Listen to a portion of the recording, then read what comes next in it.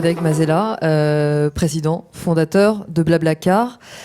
Avant de découvrir votre stratégie donc de conquête du monde dans 18 pays, je vous propose un petit sujet qui montre ce changement de mentalité des entrepreneurs français, qui est un peu notre fil rouge de la journée d'aujourd'hui, avec ce mouvement du village un peu français au monde entier.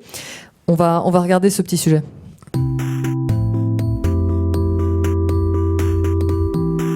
Ils ont conquis le monde, chacun à leur manière.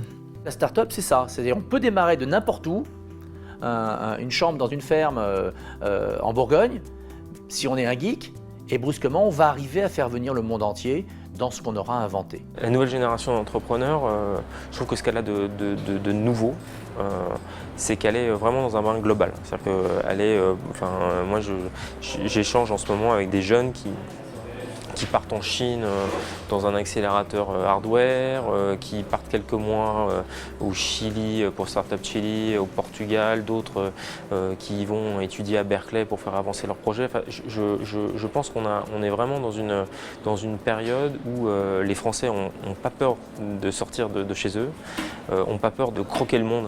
Face à la mondialisation, et pour maîtriser la mondialisation, il ne faut pas être dans le repli, il ne faut pas être dans la peur, il faut être dans la conquête. Il faut que les Français prennent leur destin en main, et ce n'est pas en ayant peur ou en se recroquevillant sur eux-mêmes qu'ils pourront le faire. Et donc moi je suis toujours un peu rassérénée quand je vois les générations des 20, 30, allez jusqu'à 40 ans on va dire, des entrepreneurs qui considèrent que leur terrain de jeu c'est le monde, qu'il faut prendre des risques, qu'il faut ne pas avoir peur de l'échec.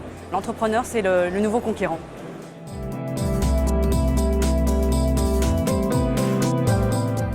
Alors voilà, je le disais en introduction, Blablacar, c'est 18 pays en 5 ans.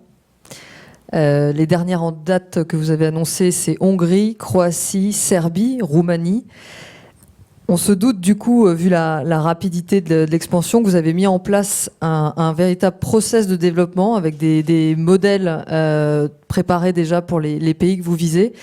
Je sais que vous me parliez de votre formule de l'acquis-ailleurs, dont vous êtes assez friand. Est-ce que vous pouvez nous parler un peu de ce modèle que vous répliquez? Qu'est-ce que vous avez mis en place comme process? Alors oui, il y a on a trois manières. On utilise à peu près toutes les possibilités pour s'étendre internationalement de la manière la plus rapide possible. C'est-à-dire, de toute façon, c'est même les bases de toute start-up ou de tout entrepreneur, c'est de tout essayer et puis de ne pas s'empêcher de méthodes. Donc nous, on en a trouvé 3 qui sont assez complémentaires.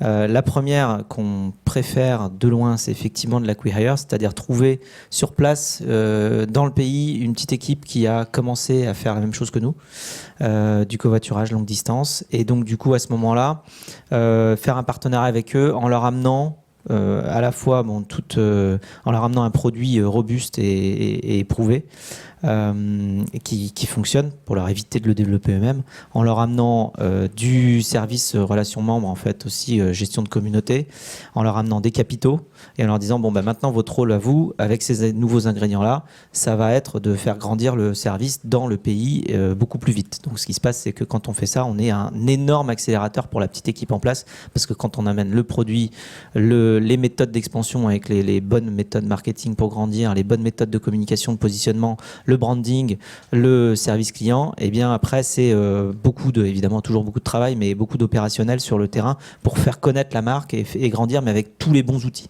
C'est-à-dire qu'on est, pour eux, on devient un investisseur plus. C'est-à-dire qu'on n'amène pas seulement de l'argent, on amène tout un tas de compétences métiers. Donc c'est un win pour eux, c'est un win pour nous, parce que nous, en échange, ce qu'on récupère, c'est qu'on récupère quelqu'un qui connaît parfaitement la culture locale, qui est totalement motivé par le covoiturage longue distance, parce que c'est pas forcément facile quand on arrive dans un pays où c'est pas vraiment développé, de trouver quelqu'un qui va être capable de se dévouer complètement en mode un petit peu bootstrapping, entrepreneur à l'activité locale. Il a les bons contacts. Enfin voilà, nous on récupère cette personne-là c'est des gens qui sont très très durs à recruter pour nous si on allait from scratch comme ça dans un pays. Donc c'est la première méthode qu'on préfère, et c'est vrai que là pour les 4 derniers pays, c'est ce qu'on a fait pour Serbie, Croatie, Roumanie et Hongrie. C'était en fait une équipe de 7-8 personnes qui gérait ces pays-là, et donc du coup on a pu faire un partenariat avec eux et ça nous fait gagner beaucoup de temps, et eux aussi. Voilà, après, on bénéficie de la même marque globale et donc ça devient plus simple. La deuxième méthode qu'on a, c'est de faire une spin-off. Alors, on l'a fait quelques fois, on l'a fait pour l'Espagne, pour l'Angleterre, pour l'Allemagne. Enfin, l'Acquaire, on l'a fait pour l'Italie, pour la Russie, pour la Pologne et là maintenant pour les 4 pays qu'on mentionnait tout à l'heure. Ensuite, pour les spin-offs, on l'a fait. Ça marche quand dans nos équipes, on a des gens qui ont la bonne culture. Qui ont, par exemple, voilà, quand on a lancé l'Allemagne, on avait 5 Allemands en interne dans notre équipe, et donc c'est ces personnes-là qui se sont occupées du lancement. Et donc ça marche aussi parce que c'est des gens qui connaissent parfaitement le produit, qui ont la bonne culture et qui ont aussi souvent les bons contacts ou qui les font très rapidement. Et donc du coup, on arrive à faire prendre le service dans ce pays-là grâce à des ressources internes en mode spin-off. Donc ça marche très bien aussi. Et la troisième méthode, qui est la plus difficile en fait, mais qui marche aussi, elle marche toutes, mais c'est plus ou moins long, plus ou moins difficile, parce qu'il faut construire plus ou moins de choses. En fait, ce qu'on aime bien, c'est trouver des choses qui sont déjà un petit peu construites. Donc dans le premier cas, de l'Acquaire, on trouve une équipe complètement construite. Dans le deuxième cas, on a des gens qui ont la bonne culture à la fois de boîte et la bonne culture locale. Et dans le troisième cas, c'est carrément, on va recruter. On va sur le terrain, on recrute un country manager, puis on dit, bon, bah, tu vas construire ton équipe, tu vas recruter toutes les ressources dont tu as besoin en local. Et ça marche aussi, mais c'est plus long. Dans quel pays vous l'avez fait? On l'a fait en Turquie, en Inde, voilà, principalement. C'est ce qui me vient à l'esprit. Tous ces 3 modèles, au final, c'est la présence de Blablacar qui joue. Juste pour savoir, entre vous, votre vocabulaire que vous utilisez, puisqu'on parlait de conquérants, c'est quoi? C'est des conquêtes, des expansions, des implantations, votre vocabulaire à vous en tant que CEO? Nous, on parle d'ouvrir le service dans un pays. Voilà, parce que, tout simplement. C'est la famille Blablacar aussi. Vous aimez bien aussi utiliser cette expression. Donc, il n'y a pas cet aspect conquérant? Pas trop?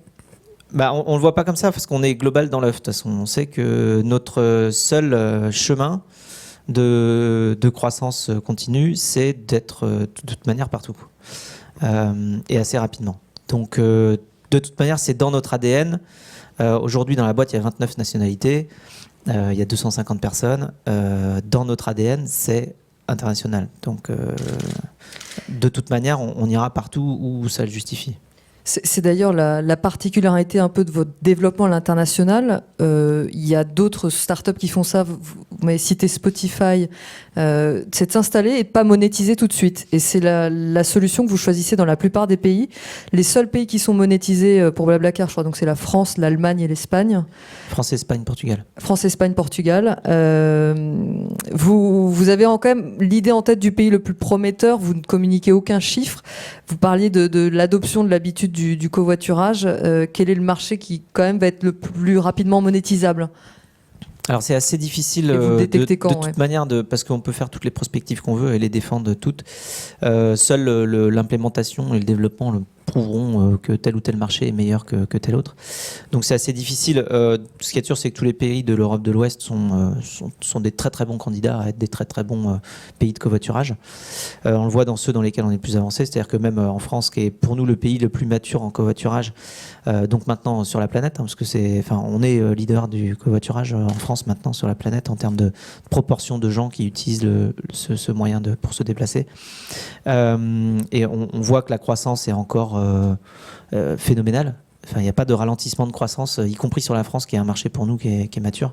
Donc, à partir de ce moment-là, on ne connaît toujours pas un plafond quelconque pour notre activité. Donc, on va juste planter toutes les graines qu'il faut dans tous les pays pour pouvoir le grandir le plus vite possible. Après, sur ce qui est de la monétisation, la raison pour laquelle on ne monétise pas initialement, c'est parce qu'on a une place de marché. Une place de marché, ça veut dire quoi? Ça veut dire que quand il y a beaucoup d'offres, eh bien, les transactions se font très rapidement. Quand il y en a peu, eh bien, les transactions se font de manière beaucoup plus lente parce qu'elles nécessitent une grosse phase de négociation. Une phase de négociation, ça veut dire quoi? Ça veut dire typiquement sur un pays dans lequel on va se développer où il n'y a pas encore beaucoup de monde qui fait du covoiturage, vous allez chercher un Paris-Lyon et puis il va y en avoir un par jour. Là, à ce moment-là, Vous ne pouvez pas passer dans un mode transactionnel qui est notre modèle de monétisation où, par exemple, François part à 18h10 et donc j'achète la place pour partir à 18h10 avec Fan 3. Si vous avez envie de partir à 14h et que François il propose sa place à 18h, ce qui va se passer, c'est que vous allez l'appeler, vous allez négocier, ça va durer longtemps en fait. On n'est pas dans un mode transactionnel, on est dans un mode de négociation et puis peut-être qu'à la fin, ils vont décider tous les deux de partir à 4h et puis donc comme ça, ils vont faire un match. Mais il y a besoin de beaucoup de négociations quand il n'y a pas de volume. Donc en fait, au début, notre système de monétisation n'est pas compatible avec une place de marché en démarrage sur laquelle il n'y a pas beaucoup de volume. C'est la raison pour laquelle quand on se lance, on cherche d'abord à créer de l'attraction, créer de l'usage et ensuite on déploie le business model. Mais en fait, en même temps, c'est pas très gênant parce que de toute manière, au tout début, comme il n'y a pas grand monde, il n'y aurait pas beaucoup de revenus. Donc de toute façon, ça change pas la donne. Et vous êtes inspiré justement de modèles existants, de fait de pas monétiser tout de suite, Skype, Spotify ou Se Loger qui est aussi une place de marché. Est-ce que vous êtes inspiré de modèles existants Pas forcément parce que après on voit que sur des il y a des business comme Airbnb qui eux s'étendent qui ont pourtant un modèle transactionnel comme le nôtre et qui quand ils s'étendent sont monétisés partout. Et pour ce qui est de Spotify ou d'autres, ils ont des modèles des business models qui sont différents, donc ils justifient pas forcément ça parce qu'ils sont sur de l'abonnement, ce qui est pas notre cas. Nous on est à la transaction. Donc non, on s'est inspiré de ce qu'on a fait en France et qui a marché. En France, on a fait comme ça parce qu'au début, on se rendait bien compte que de toute manière, c'est déjà faire un match, c'était compliqué. C'est-à-dire faire en sorte qu'un passager trouve son conducteur, c'était extrêmement compliqué. Il y avait un gros effet de seuil de place de marché qui était déjà à passer. Et une fois passé ça, on s'est rendu compte que ça allait de plus en plus vite et qu'on pouvait passer en mode transactionnel. Mais voilà, après, j'ai pas de cas de business comme le nôtre qui soit en mode transactionnel et qui fasse la même chose. Donc il y a et le business model et la stratégie de déploiement. Le pays qui a été vraiment un tournant, même pour tester votre marque, ça a été évidemment l'Allemagne. Je crois que c'était 2013. Oui. Vous avez commencé l'implantation en 2013 et sur place, c'est le pays qui covoiture le plus.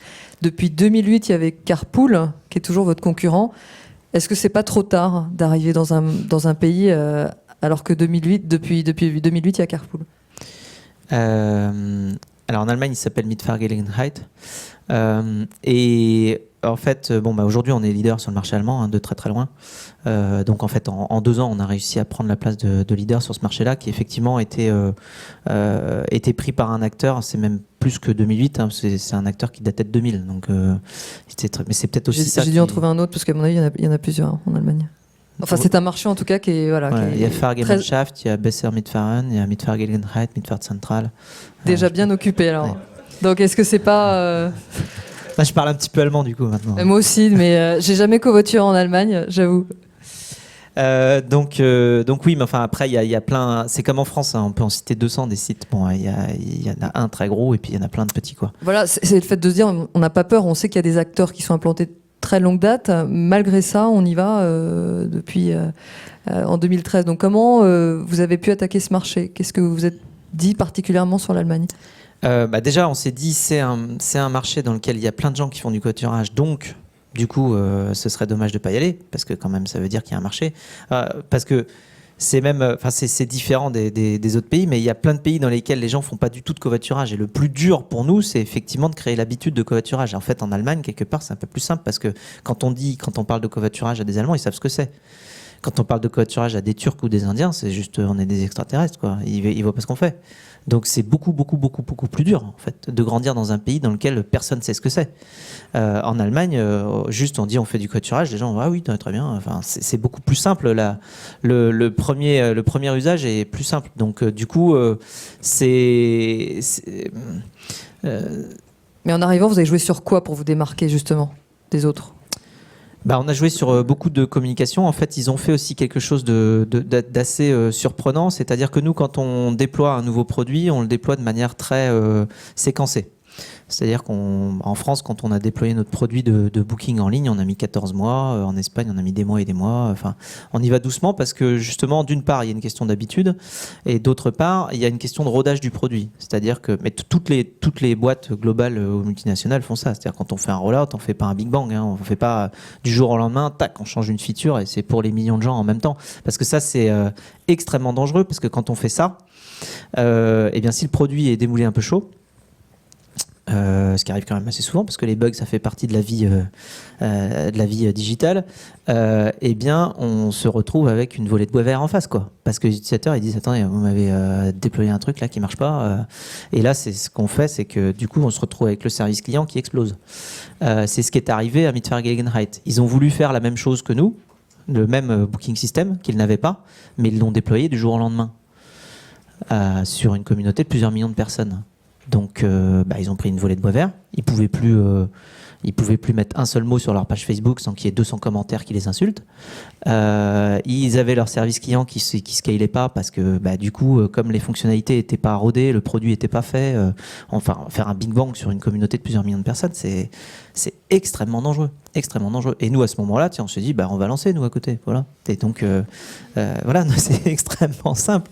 Donc, on s'est lancé à côté. Et en plus, comme notre modèle d'expansion, c'est de se lancer en étant gratuit juste à côté et que eux n'ont pas réussi à faire cette transition que nous, on a faite en France. Parce que quand on a fait, nous, notre transition en France, ils ont fait la même chose. Hein. Ils se sont lancés, ils ont essayé en disant, ouais, nous, on ne fait pas payer, on est gratuit. Et ça n'a pas marché. Donc, il n'y a pas que ça. Mais nous, on a fait notre expansion de manière graduelle et propre et mesurée, et à chaque étape on était là avec tous nos membres et on les a accompagnés et on était capable d'avoir un service de grande qualité, d'être présent tout le temps parce qu'on a scalé le déploiement, et eux n'ayant pas fait ça et nous lançant juste à côté en même temps, c'est sûr que ils nous ont aidés. Vous avez parlé des volumes. Est-ce que c'est une obligation d'aller vite pour Blablacar dans l'expansion à l'international? Est-ce que vous êtes obligé d'aller vite? Oui, parce qu'il y a un moment, on devient visible. À partir du moment où on devient visible, on commence à réveiller des équipes performantes à peu près n'importe où sur la planète. Donc ça va être des gens qui savent créer des startups, qui savent se financer, qui savent aller vite, qui savent faire des beaux produits. Donc ce qui n'arrive pas au début, parce qu'au début, pendant des années, quand je m'étais lancé et que je faisais du covoiturage, j'avais quand même pas mal de gens qui me disaient c'est gentil ton truc, mais enfin bon, voilà, ça marchera jamais. Il y a 10 ans à peu près. Ouais. Et à ce moment-là, on réveille pas grand monde parce que les gens se disent c'est un doux rêveur, ça marchera pas, et donc on n'a pas le risque de voir quelqu'un de très performant et très financé arriver directement. Par contre, plus on grandit, plus on commence à montrer que ça marche, plus on se retrouve un peu comme au rugby quand on a le ballon. Là, faut courir. Je vois qu'il y a des gens qui ont joué au rugby et qui se sont retrouvés avec un ballon et qui se sont dit mais qu'est-ce que je fais? Je cours. On retiendra, et puis peut-être aussi la mêlée. Comment ça se passe dans la tête du CEO pour le processus des prochaines implantations? Vous vous réveillez un matin, vous vous dites tiens, aujourd'hui ce sera la Turquie, ou tiens, je vais mettre mes équipes sur vous parlez de l'Amérique latine, qui est sans doute le projet 2015. Comment est-ce que ça se passe, le choix du pays?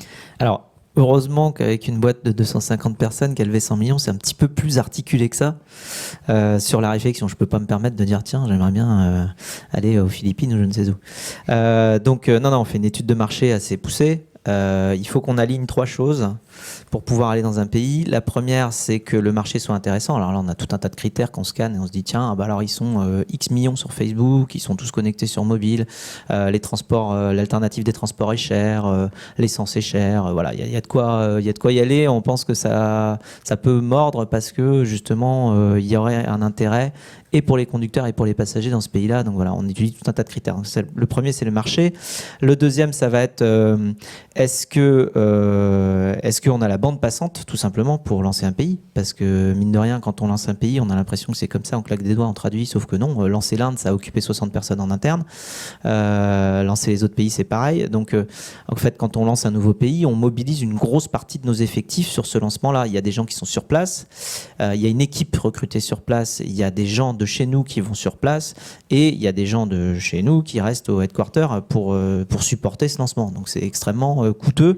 Donc, il faut qu'on ait la bande passante humaine, tout simplement, dans la boîte pour lancer un nouveau pays. On ne peut pas se permettre d'en lancer un tous les mois. C'est extrêmement compliqué. Donc, il y a ce deuxième paramètre-là. Et le troisième, c'est est-ce qu'on a une équipe sur place? Parce que des fois, on aurait envie de lancer dans un pays, puis il n'y a juste personne pour porter le projet. Donc, on ne peut pas faire grand-chose. Donc, c'est là où on revient à la stratégie de tout à l'heure, soit acquire, soit spin-off, soit recrutement sur place. Ouais, donc, une fois qu'on a aligné qu'on sait qu'il y a un marché intéressant, qu'on a la bande passante pour lancer un nouveau pays et qu'on a trouvé, une équipe sur place pour porter le projet, eh bien là on fonce. Là, on a l'impression que vraiment sur ces 5 années, ça s'est bien passé, mais j'imagine qu'en 5 ans, il y a eu des obstacles, des choses qui vous ont même peut-être fait peur pour la marque. Est-ce que vous pouvez nous raconter 1 ou 2 obstacles dans l'expansion ? Le premier obstacle, c'est déjà d'unifier la marque. Moi, j'étais assez persuadé qu'il fallait unifier la marque pour justement bénéficier de... Bon, déjà, pour pas se prendre la tête d'avoir une marque différente dans chaque pays. C'est très compliqué. Et pour bénéficier justement d'un effet marque global qui permet de non seulement rationaliser tout un tas de choses au sein de la boîte, mais aussi bénéficier d'une image cohérente d'un pays à l'autre. Parce qu'en plus, on a beaucoup de gens qui vont habiter dans un pays un jour, puis dans un autre jour, et on aimerait bien qu'ils puissent utiliser le service partout et qu'ils s'appellent pareil. Donc déjà, quand on a fait notre changement de marque, ne serait-ce qu'en France, covoiturage.fr à Blablacar, il y a plein de gens qui nous ont dit qu'on était complètement fous parce qu'évidemment quand on tapait covoiturage sur Google on voyait covoiturage.fr en premier parce qu'on avait tout fait notre travail de SEO sur cette marque là et donc switcher sur une autre marque c'était prendre un gros risque de ne pas réussir à classer cette marque aussi bien sur le mot-clé covoiturage. Sauf que ce qu'on a fait, c'est qu'on a tellement bien développé notre marque qu'aujourd'hui, quand on tape Blablacar, eh bien, Blablacar est tapé 4 fois plus de fois que covoiturage sur Google. Donc on a complètement inversé les courbes, où les courbes de mots-clés de covoiturage montaient parce que c'était nous qui étions en train de créer le mot. Et donc on a changé de marque et à ce moment-là c'est Blablacar qui a pris le relais, le mot-clé covoiturage est tombé et là maintenant on est sur une marque et on est bien mieux. On est beaucoup mieux. Par contre, ça prend 2 ans. C'est extrêmement difficile et risqué à faire. Donc ça, c'était un peu un obstacle. Mais ce qui est pratique, c'est que maintenant, comme on l'a fait en France, quand on fait un acquihire avec une autre boîte et qu'ils arrivent avec un nom complètement imprononçable, mais qu'ils nous disent que Podorozniki en ukrainien, c'est ce qu'il faut faire, on leur dit, bah oui, et Super Dojaz, c'est ce qu'il faut faire en polonais. On leur dit, ouais, bon, c'est covoiturage.fr, c'était peut-être ce qu'il fallait faire en France, mais on l'a quand même changé. Et donc à ce moment-là, on peut unifier. Donc ça, c'était un gros obstacle au niveau de la marque. Vous avez dû convaincre les partisans Ouais, convaincre et puis après faire le dos rond pendant un petit bout de temps en se disant c'était ce qu'il fallait faire, c'est bon, ça va passer. Un pays qui a été plus difficile que prévu, peut-être ? Un obstacle dans un pays ? Jusqu'à présent, non. Il y a un petit peu une différence de positionnement sur peut-être l'Angleterre. Si on peut voir la carte de Blablacar qui est disponible. Alors voilà, là on revoit l'historique 2010, c'est le début des implantations. 2011, ça passe vite. Et 2012, les nouvelles implantations de 2012, le nombre d'employés. Oui, 2012, c'est l'année où on a levé 10 millions de dollars chez Accel. Donc Accel, c'est le fonds qui a financé Facebook, Dropbox, LinkedIn, Spotify, Kayak, ce genre de boîtes-là. Et leur job à eux, c'est de repérer des startups qui sont, je vais le couper, des startups qui sont dans une très bonne position dans un home market et de le répliquer ailleurs. Donc c'est typiquement ce qu'ils font. Et donc ce qu'ils font, c'est qu'ils scannent la planète en permanence à la recherche de startups qui performent sur leur home market et ils leur disent bon, c'est bien ce que tu as fait dans ton pays là, mais il va falloir maintenant vraiment aller le faire de manière conséquente dans les autres pays. Donc ça, c'est ça qu'ils savent articuler, d'une part par leur expérience, par leur réseau, par leur financement aussi évidemment. Donc ça, c'est une grosse aide. Donc là, c'était en 2012. Je crois qu'après, on a peut-être 2013, avec 2013, l'Allemagne, on en parlait. Ça nous a bien occupés. Et ensuite 2014, où là, on a lancé la Russie, l'Ukraine, la Turquie sur l'année. Et puis 2015, je crois qu'il n'y a pas de slide 2015. 2015, on a lancé l'Inde au mois de janvier. Et puis, l'Inde au mois de janvier. Et puis 4 nouveaux pays il y a 10 jours. Et ça, voilà, c'est la carte où vous êtes présent, la carte finale aujourd'hui. Des questions peut-être un peu plus personnelles, parce qu'on a des entrepreneurs ou des futurs entrepreneurs aujourd'hui. S'installer dans d'autres pays, ça impose de savoir déléguer aux équipes sur place. Est-ce que c'est une qualité que vous avez ? Est-ce que vous savez déléguer ? Ou est-ce que vous avez appris ? Ça, c'est primordial. Oui, parce que sinon, on explose. Alors, je pense qu'il y a non seulement savoir déléguer, mais aussi savoir transmettre ses valeurs et ses visions, pour être sûr que tout le monde est aligné et rame dans le même sens. Donc ça, c'est probablement le plus important. Déléguer, ça veut dire faire confiance, ça veut dire être capable de s'auto-limiter, c'est-à-dire ne pas vouloir aller empiéter sur des domaines qui ne sont pas ou plus les siens. Ça veut dire être capable aussi de...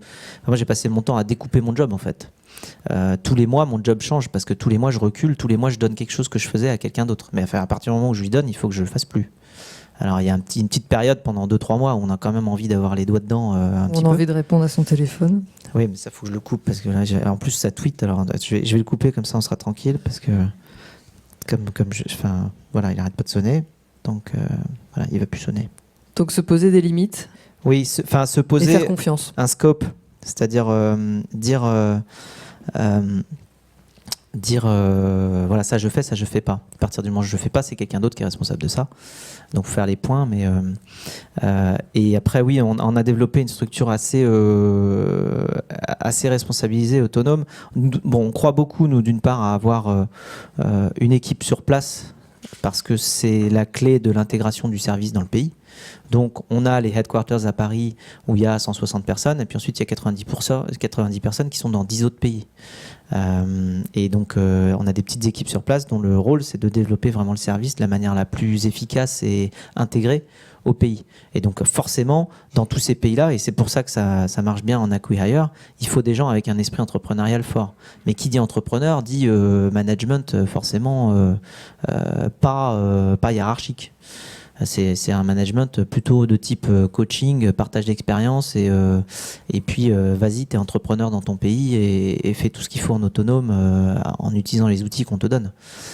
Donc c'est de la responsabilisation. Quasiment chaque country manager dans chaque pays, c'est un entrepreneur local. Hein. Enfin, il est tout seul dans son pays avec une équipe de 4 à 8 personnes et puis il défriche, quoi. Autre question peu plus concernant l'entrepreneur. Sur votre profil Twitter, on voit que vous rencontrez les gens de pouvoir en Europe, là où vous vous installez. Vous êtes en photo avec Neelie Kroes de la Commission européenne, Boris Johnson, le maire de Londres. Voilà, vous rencontrez les gens de pouvoir en Europe. Est-ce que malgré ça, vous arrivez à garder un peu la tête froide en tant que CIO ? Ouais, enfin là sur ce truc-là, j'ai pas du tout de. Enfin pour moi, c'est ma fonction, c'est mon rôle. Mais en tant que personne, ça me change pas. Enfin voilà, j'ai pas de. J'ai envie de dire, je suis trop vieux pour changer sur ce plan-là. Ça va pas changer grand-chose que je croise Bloomberg ou Boris Johnson ou je ne sais qui. Ça fait partie de la suite logique du développement du service. Au contraire, je vois ça comme des opportunités. Des fois, il y a des choses à faire, des fois, il n'y a rien à faire. Je suis plutôt un créateur d'opportunités pour la boîte et c'est tout. Quand il y a quelque chose à faire et que ça passe par aller rencontrer un tel ou un tel, eh bien je vais le faire. Mais ça ne change rien. Voilà. Et combien de pays vous visez en tout ? Est-ce que vous avez une idée de... Non, on n'a pas de chiffres. Pour l'instant, c'est vrai qu'on les prend un petit peu un par un quand on trouve le pays qui nous semble le plus le prochain. On les analyse tous, mais on sait pas jusqu'où on ira les chercher. Ça se trouve un jour, on ira chercher un pays qui sera peut-être le moins prometteur depuis le début, puisqu'on a pris tous les autres avant. Puis ça marchera pas. Puis à ce moment-là, on dira peut-être qu'on est allé trop loin. Je sais pas, on essaiera peut-être encore 2-3, puis on verra. Je pense que c'est le moment de vous proposer de poser des questions à Frédéric Mazella, si vous souhaitez. Alors Olivier, Mathieu au premier rang, parce que c'est le premier que je vois. Puis après, peut-être là-bas. On parle parfois de... Ça nous arrive, on connaît bien quelqu'un en commun qui est Jean-David Chamboredon. Je vais poser... J'ai déjà entendu ta réponse aussi là-dessus, mais... Qui viendra tout à l'heure. Qui est sur le développement de Blablacar aux États-Unis. Et donc, éventuellement... on dit... J'ai entendu une fois que c'est parce qu'il y avait la peur du serial killer aux États-Unis. Et donc, il y a le problème peut-être du covoiturage sur les longues distances. Et aussi, qu'est-ce qui se passe entre Uber, Lyft, etc. Enfin, en gros, le marché américain et globalement la chaîne économie, ça fonctionne quand même, notamment avec Airbnb. Donc, du coup, je me posais cette question de est-ce qu'il ne faut pas changer d'avis pour Blablacar ? Alors deux choses. Enfin, d'abord sur les freins qu'on voit au développement de notre activité aux États-Unis, et deuxièmement sur sharing economy versus on-demand economy, parce qu'il y a toujours une confusion qui devient de plus en plus marquée parce que les services se différencient. Donc sur l'expansion aux États-Unis, bon déjà ce qu'on fait, c'est-à-dire du covoiturage longue distance sur des distances moyennes de 330 km, n'existe pas. Enfin, alors c'est embryonnaire à un point, il n'y a pas de place de marché qui fonctionne. Donc ça n'existe pas. Et les autres acteurs dont on parle font autre chose en fait, une autre activité. Et justement, ça permet aussi de distinguer ces différentes activités. C'est différent. Alors pourquoi ça marche pas aux États-Unis ? Pourquoi on croit que ça marche pas aux États-Unis ? On ne sait jamais exactement pourquoi ça marche ni pourquoi ça marche pas en vrai. Hein. On essaye. Mais bon, on a des petites explications qui peuvent nous donner des indices sur pourquoi ça marche pas aux US. La première des raisons, au-delà du serial killer, parce que le serial killer, on pourrait dire c'est la même chose avec Airbnb, c'est la même chose avec d'autres services. Donc en fait, on pense que ça c'est pas une raison, parce qu'il y a d'autres services qui auraient, si c'était ça la raison, il y a d'autres services qui auraient le même problème. Il y a toujours des solutions, des palliatifs à ça, en construisant plus de confiance. Enfin voilà, tout justement les chantiers sur lesquels on travaille. Ensuite, sur pourquoi ça marche pas, on pense que c'est plus opérationnel ou économique que ça. Déjà, il y a le fait que l'essence est moins chère aux États-Unis, les autoroutes sont quasiment toutes gratuites, les assurances sont moins chères, les bagnoles sont moins chères, enfin bref, tout est moins cher autour de la voiture. Et en plus, ils ont un GDP per inhabitant qui est supérieur à plein d'autres pays, enfin même tous, je crois. Donc en fait, l'un plus l'autre fait qu'un conducteur qui fait 1 km tout seul, enfin ou 1 mile tout seul dans sa voiture aux US, eh bien, ressent 3 fois moins de douleur financière qu'un conducteur qui fait la même chose en France ou même dans tous les pays dans lesquels on se lance. C'est-à-dire que ça va lui coûter 3 fois moins cher, enfin, par rapport à son niveau de vie. Donc du coup, économiquement parlant, un conducteur qui fait 1 km tout seul aux États-Unis, c'est la même chose qu'un conducteur qui fait 1 km en covoiturage avec 2 passagers en France, pour schématiser. Donc ça veut dire que quand on va partager les frais, parce que nous on est vraiment dans le pur partage des frais, il va nous rester 3 fois moins à partager, quoi. Donc là ça commence à être au niveau incitation financière pour le conducteur assez faible. Il se dit bon, c'est pas la peine, ça me coûte pas si cher que ça, c'est pas grave. Donc ça c'est le premier frein qu'on voit. Le deuxième, il est plus structurel au niveau de comment le pays est fait. Les États-Unis, c'est un pays qui est très grand, donc les distances entre les villes sont très très grandes, donc les gens ont plus l'habitude de prendre l'avion. Mais il y a aussi des villes très étalées, et dans ces villes très étalées, des systèmes de transport en commun qui ne sont pas forcément extrêmement performants. C'est-à-dire que le conducteur qui va vouloir faire un San Francisco-Los Angeles, et pourtant San Francisco c'est un peu ramassé quand même, enfin il y a beaucoup de chances qu'en fait ce soit pas San Francisco-Los Angeles, ce soit Berkeley, Venice Beach, quoi. Puis de toute façon en plus arriver à Los Angeles c'est tellement grand que donc du coup ça veut dire quoi ? Ça veut dire qu'il va être obligé de faire le tour de la Bay Area au départ pour récupérer son passager de l'autre côté de la baie, et puis le tour de Los Angeles à l'arrivée pour déposer le gars là où il veut aller. Parce que les transports en commun, enfin si on vous plante à Los Angeles en plein milieu, enfin good luck, quoi, parce que sans voiture ça va être compliqué.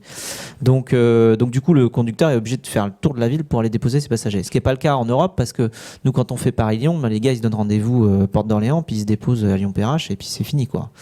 Après les transports en commun prennent le relais. Donc c'est une histoire de first and last mile qui est beaucoup mieux gérée dans des villes concentrées avec des bons systèmes de transport en commun en Europe notamment qu'aux États-Unis. Donc on pense que ça explique en tout cas le déficit d'offres de la part des conducteurs. Il y aurait sûrement une demande, parce que ça fait des prix très attractifs pour des passagers pour faire des trajets, mais l'offre est très difficile à motiver parce que c'est difficile et parce que ça rapporte, enfin ça permet pas de partager des coûts qui sont un vrai pain pour le conducteur. Donc ça c'est pour expliquer pourquoi on pense que ça marche pas aux États-Unis. Ensuite sur la différence entre ce qui existe aux États-Unis et ce qu'on fait nous, les Uber et Lyft, ce qu'ils font c'est vraiment de la on-demand, et d'un côté une population de chauffeurs, mais des vrais chauffeurs professionnels, enfin ou en tout cas qui en tirent un revenu et qui font le trajet pour vous, alors que et donc qui en tirent un revenu et même un living, ça devient une source de revenus pour eux, alors que nous c'est pas du tout ça, c'est des gens totalement comme vous et moi qui font un Paris-Nantes et qui ont 3 places libres et qui vont partager les frais.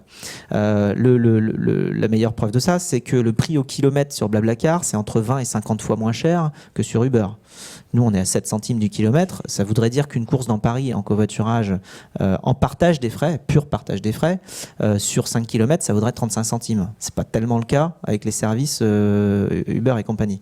Donc, du coup, on voit là la différence complète entre une activité qui en fait est rémunératrice pour le conducteur et une activité comme la nôtre qui est du pur partage de frais, parce qu'à 7 centimes du kilomètre, on est largement en dessous de tous les coûts, parce que les coûts estimés de déplacement pour une voiture, c'est autour de 50 centimes du kilomètre. C'est à peu près le barème fiscal kilométrique de remboursement des notes de frais.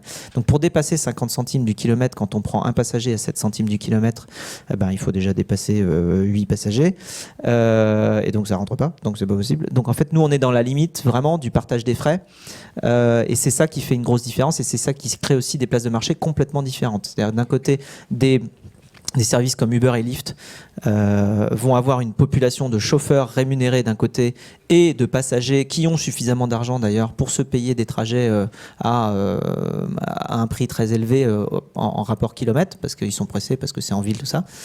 Puis d'ailleurs aussi sur des courses type Uber ou Lyft, ça va être c'est des petits trajets, c'est des trajets de 3 à 15 km principalement. Après il peut y avoir des trajets à l'aéroport, mais enfin ça va pas, on va pas aller à Lyon en Uber quoi. Donc voilà, il y a la différence de distance, il y a la différence d'approche. On a vu Voilà. tous les... Bon, il faut m'arrêter parce que Je pense qu'Olivier a eu tous les détails. Il y avait une autre question qui était au fond, un petit milieu plutôt.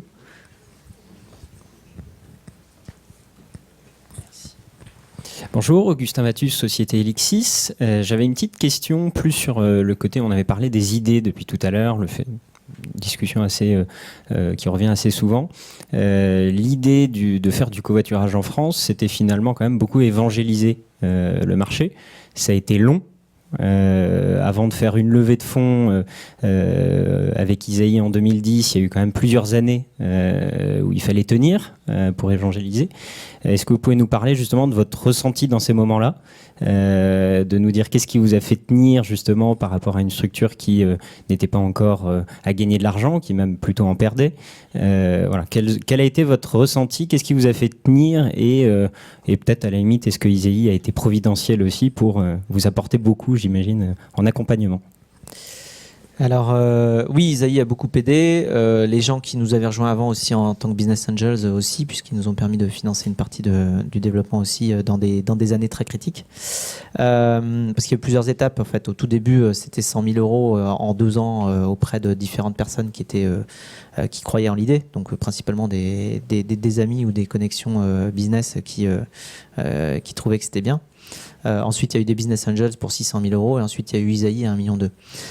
Donc, sur ces premières années, en fait, ce qui m'a fait tenir, moi, c'est d'une part que je me disais que si ce service-là, enfin, c'est pas d'une part, je pense que c'est que ça au fond. Je me suis dit, si ce truc-là existait, je l'utiliserais.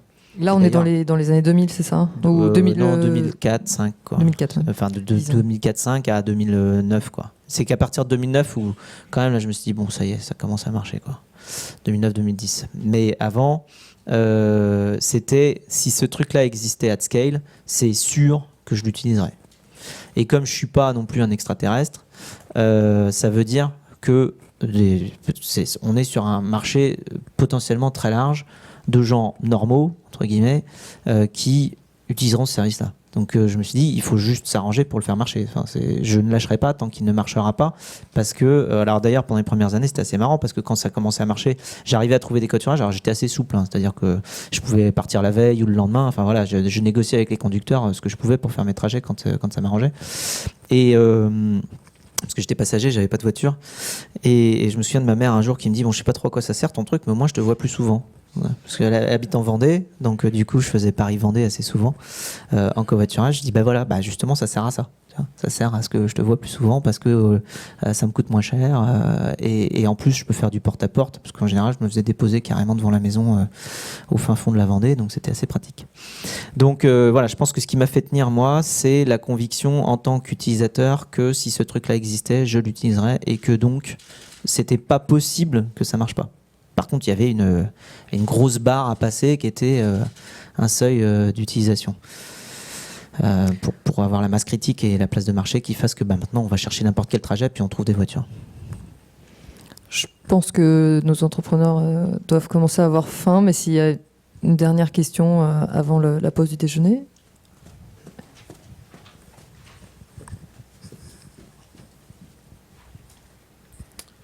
Bonjour, Guillaume Bitodo de Appsonic. Moi, je me posais la question, quand vous faites des acquisitions dans des nouveaux pays, donc j'imagine que le country manager est quand même quelqu'un d'assez critique avec qui vous devez, ça doit bien fitter.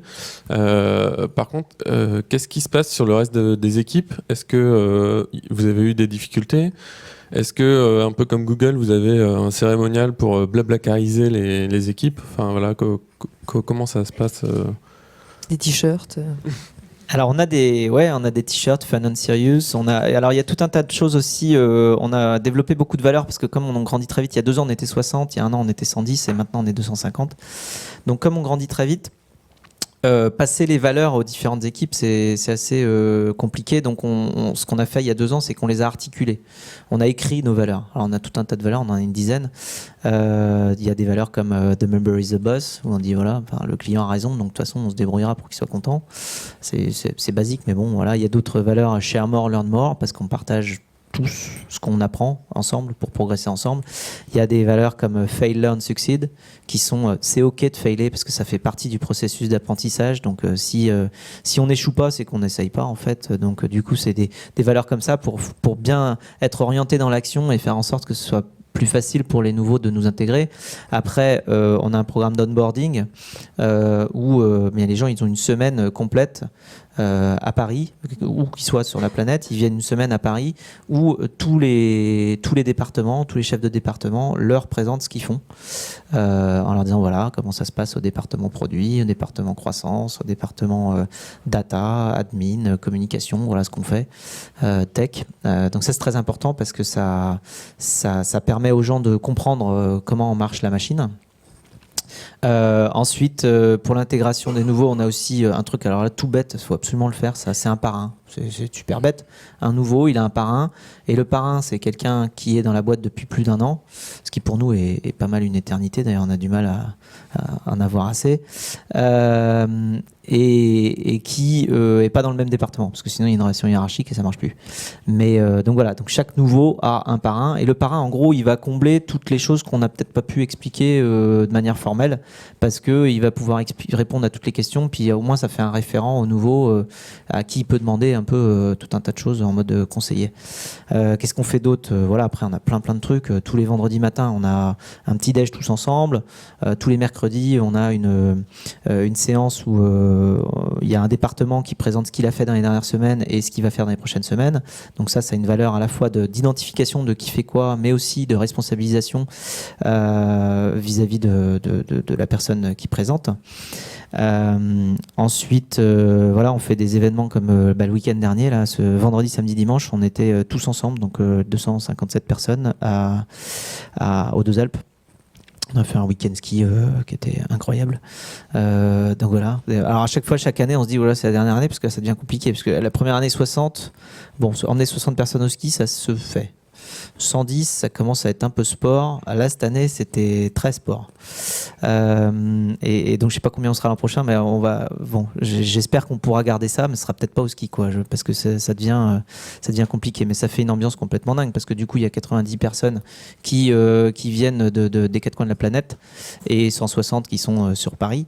Et on se retrouve tous ensemble à la montagne, c'est super. Donc voilà, on fait des trucs comme ça pour aider l'intégration. On a beaucoup de communication interne. On a un intranet aussi sur lequel tout le monde peut publier.